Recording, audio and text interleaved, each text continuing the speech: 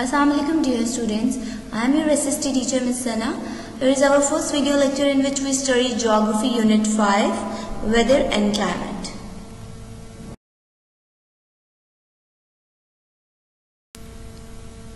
In Unit 5, we firstly start with chapter number 1, Differentiation of Weather and Climate, page number 69 to 70.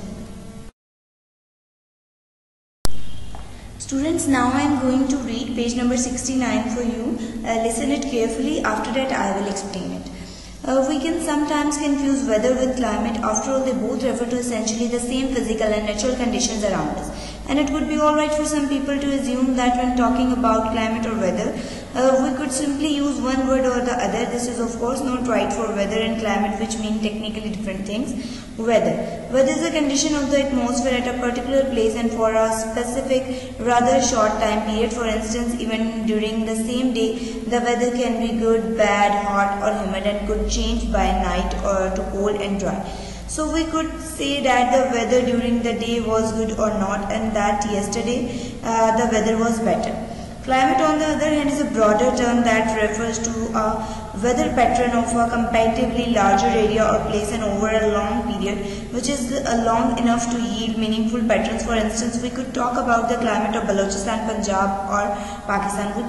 We could talk about the climate of Lahore as generally hot and humid, and during the winters the temperature could drop to below 0 degrees Celsius, and as we can see, these patterns are long-term patterns that generally remain consistent over longer periods. Meteorology studies the rapid changing weather, while climatology studies climate, and both are categorized as atmospheric sciences.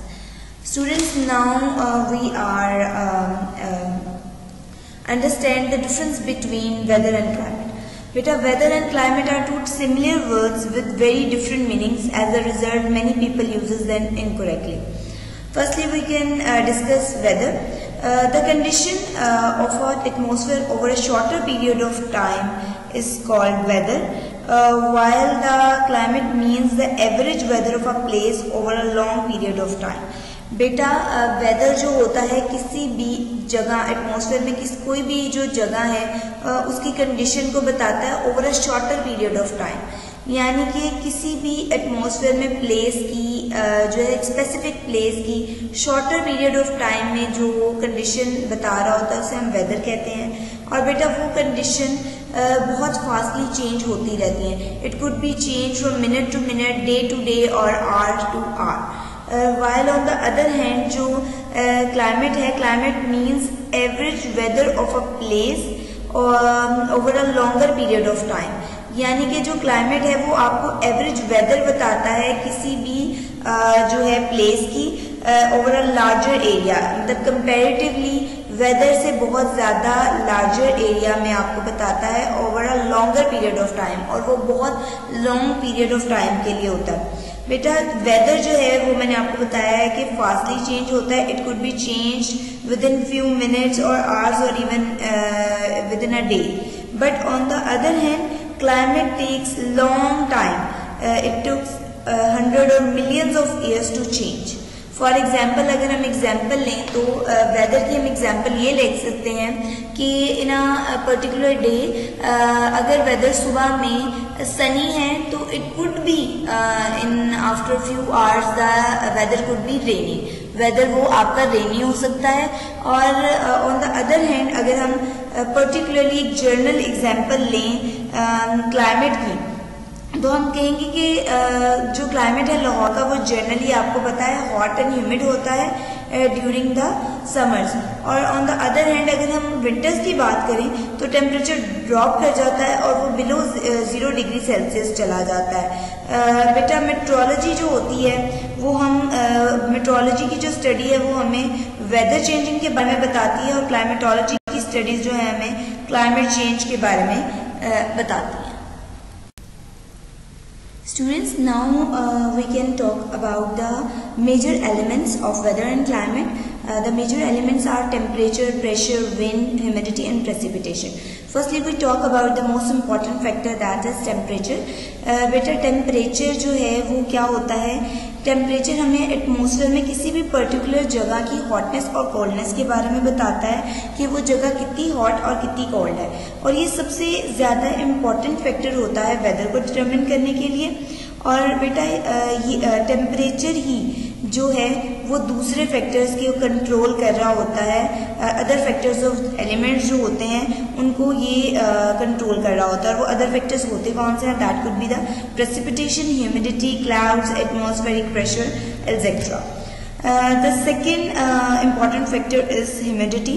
बेटा humidity क्या होता है कि जब atmosphere में amount of water vapours जितने ज़्यादा, humidity is the amount of water vapours in the atmosphere. Humidity जो है वो अमाउंट ऑफ वाटर वेपर्स है इन द एयर, और बेटा जितने ज़्यादा अमाउंट ऑफ वाटर वेपर्स होंगे एयर के अंदर उतनी ही ज़्यादा आप जो है ह्यूमिडिटी को फील करेंगे। बेटा जो लोग कराची में होते हैं वो उनको पता है कि वहाँ पे वेदर बहुत ज़्यादा ह्यूमिड होता है क्योंकि वाटर वेपर्स की अमाउंट बहुत ज़्यादा होती है एटमॉस्फेयर में, और वो लोग बहुत स्टिकी स्टफी सा वेदर फील कर रहे होते हैं विदाउट एयर कंडीशन। और जितने मैंने आपको बताया जितनी ज़्यादा अमाउंट होगी वाटर वेपर्स की एयर के अंदर उतना ज़्यादा आपको मॉइस्चर और ह्यूमिडिटी फील होगी एयर के अंदर।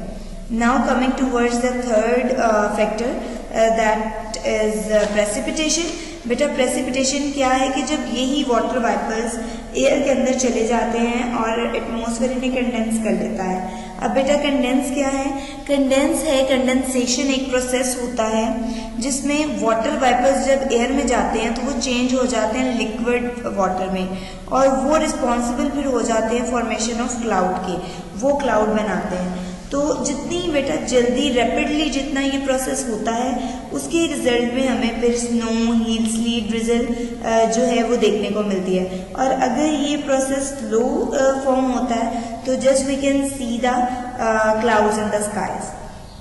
The fourth factor is atmospheric air pressure. बेटा एटमॉस्फेरिक एयर प्रेशर को हम एटमॉस्फेरिक प्रेशर भी कहते हैं, एयर प्रेशर भी कहते हैं और बैरोमेट्रिक प्रेशर भी कहते हैं। बेटा ये वो प्रेशर होता है जो हम एक्सर्ट कर रहे होते हैं एयर के वेट में। एयर का जो वेट होता है वो एटमॉस्फेयर में हम क्या कर रहे होते हैं, एटमॉस्फेयर ऑफ द अर्थ में एक्सर्ट कर रहे होते हैं, और उस प्रेशर को जो है हम कह रहे होते हैं एटमॉस्फेरिक एयर प्रेशर। बेटा ये जो होता है ना वेदर मैप के अंदर इसको हम लाइंस के साथ शो करते हैं जिसको हम आइसोबार्स कहते हैं। Last but not the least an important factor is wind. बेटा विंड क्या है, विंड जो है मैंने आपको बताया कि एयर जो है आपको पता है ऑलवेज इन मोशन चलता रहता है, दैट्स वाई हम इसे विंड को फील कर रहे होते हैं कि विंड चल रही है।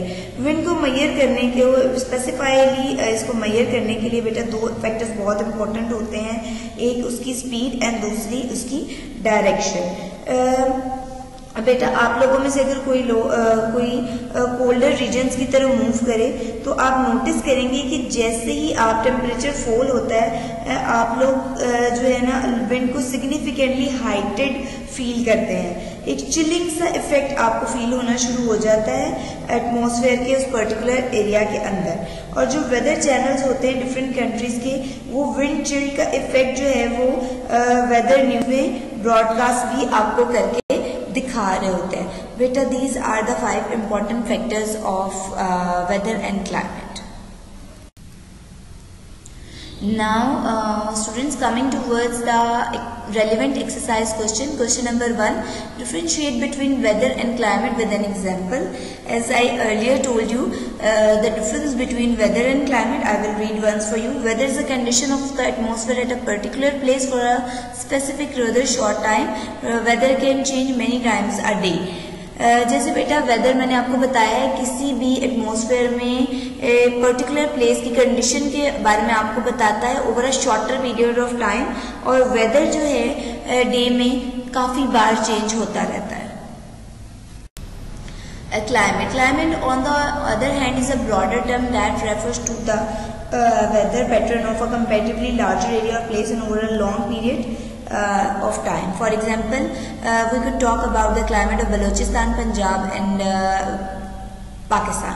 बेटा क्लाइमेट मैंने आपको बताया है ब्रॉडर टर्म है, ये कंपैरेटिवली आपको एवरेज बताता है किसी भी एटमॉस्फेयर में प्लेस की एवरेज वेदर की आपको जो है वो कंडीशन बता रहा होता है, और ये लार्जर एरिया के लिए होती है और ओवरऑल लॉन्गर पीरियड होती है, और ये क्लाइमेट जल्दी चेंज नहीं होता, it took a long time. और जनरली एग्जांपल्स में हम इसके बताएंगे, इसकी जो एग्जांपल होगी हम किसी भी एरिया का एक लार्जर एक्सटेंट एरिया का नाम ले लेंगे, दैट वुड बी, इसमें एग्जांपल में मैंने आपको बताया Balochistan, Punjab and Pakistan. Students now your homework task is, आपने इन दोनों पेजेस पेज नंबर 69 एंड 70 को अच्छे तरीके से रीड करना है, और इसका क्वेश्चन नंबर 1 जो है आपने अपने नोटबुक्स पे राइट करना है और इसको अच्छे से लर्न करना है। इन लाइव सेशंस अगर आपकी कोई भी कंफ्यूजन होगी तो हम वो डिस्कस कर लेंगे। Thank you so much.